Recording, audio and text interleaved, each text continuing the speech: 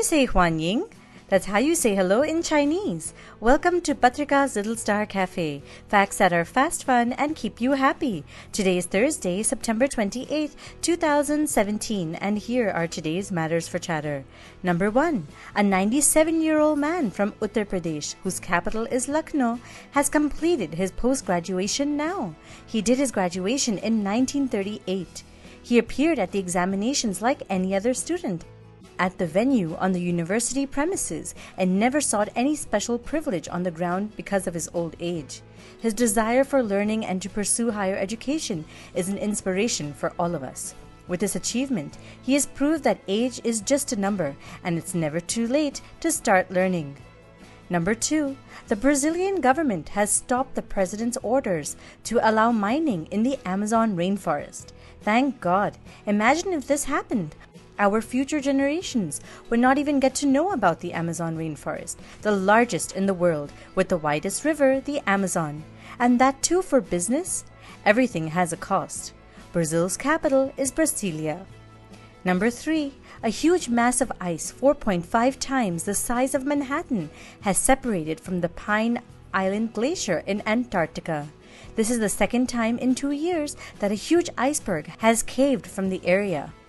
The breakoff could speed up the loss of more ice, and the glacier is being closely watched by scientists, as on melting completely, sea levels would rise by 1.7 feet.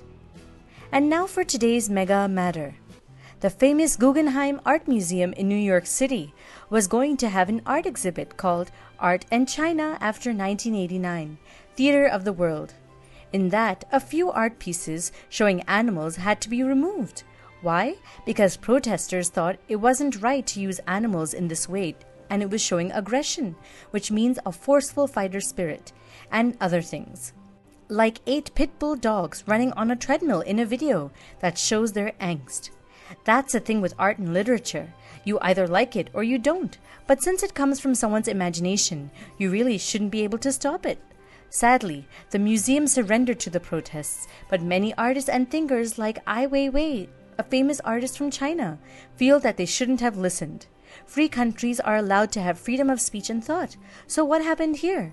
The museum thought it was more important for the museum, the staff, and its visitors to be safe in case protests create chaos.